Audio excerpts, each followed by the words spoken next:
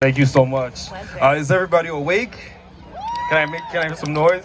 My name is Alexandre Vachon, and it's my honor to be speaking on behalf of WIBCA and WIBCA's youth group. And just before I start, I just want to plug these Black Lives Matter T-shirts that we're selling. WIBCA is selling. Before I proceed, I'd just like to ask the elders to allow me to speak freely.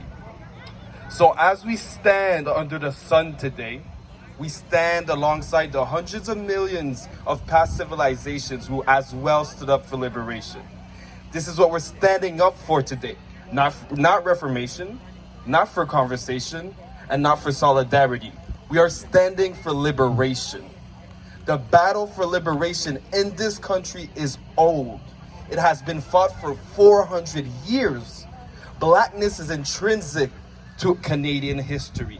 This country has forsaken us and our history, and now we stand here in a crowd completely unaware of our own Canadian history.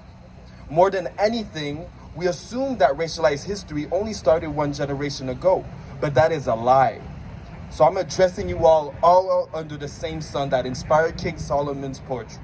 The same sun that the Mohawk tribe stood in the 1990s at Oka against the Imperial Canadian military.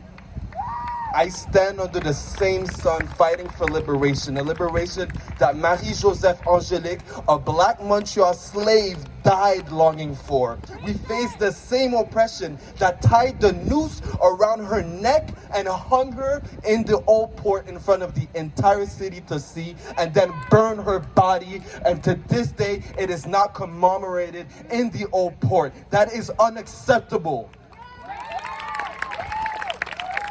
We are dealing with the same oppression that Black Canadian slaves faced in 1685 when Louis XIV, the King of France, decreed that all fugitive slaves in Quebec, upon their first attempt, must be beaten by their masters, and upon their second attempt, must be mutilated, and upon their third attempt must be killed by their masters. This was the law of Quebec in 1685 all the way to 1809 when slavery was abolished by the British Empire. That is almost 300 years of slavery within this country. Do you understand that significance?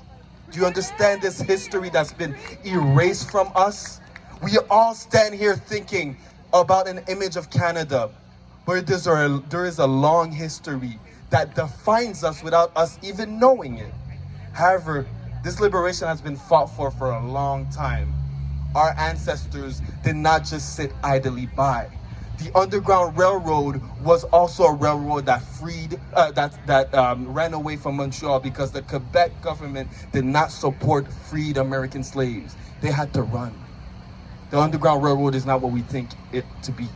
So I have to ask you, today as we are all standing, I'm speaking from principles and knowledge that I learned from WIBCA and at WIBCA. I stand knowing that my community has been fighting for centuries. Organizations like WIBCA strive to protect and serve every black citizens.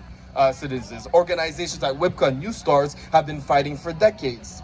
And even in the face of countless prime ministers who completely disregard our history and our struggles, just like François Legault, our organizations still stand to this day. Because François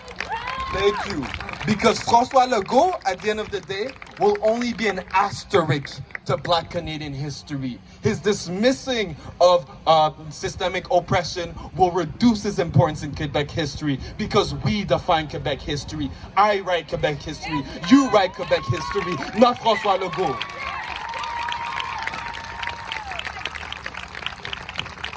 I'm sorry for rambling, but you guys are a great crowd.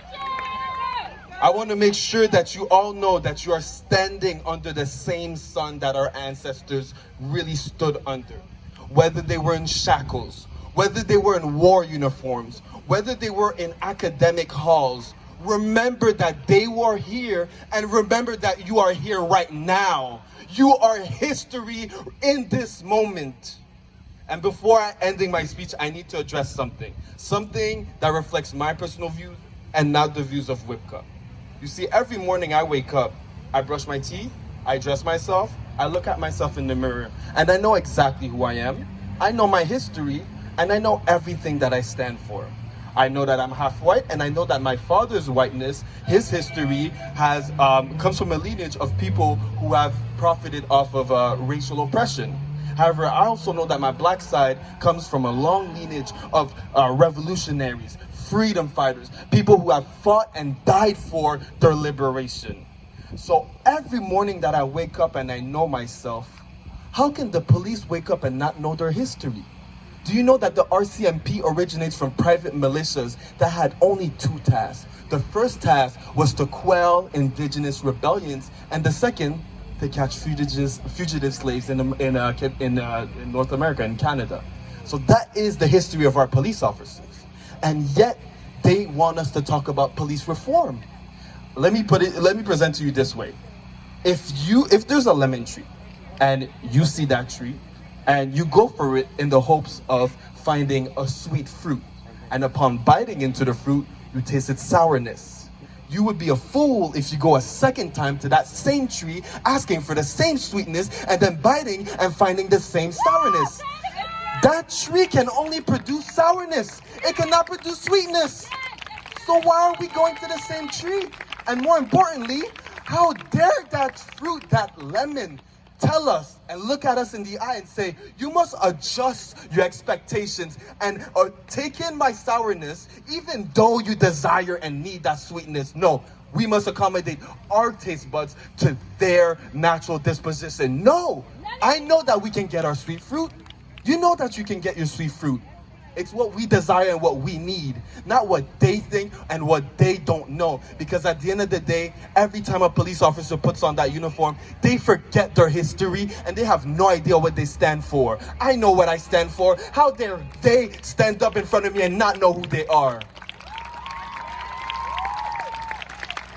So my last point is just for us to commemorate and recognize exactly who we are. I look at the police and I call for defunding the police, not divesting the police. Defunding means completely taking out the budget of the police force close to a minimum, if not to zero, redistributing it in things like, the public sector, healthcare, education.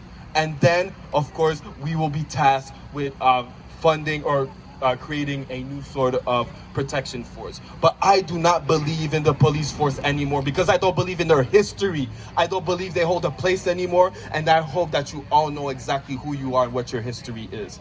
Thank you, and defund the police. Wowzers.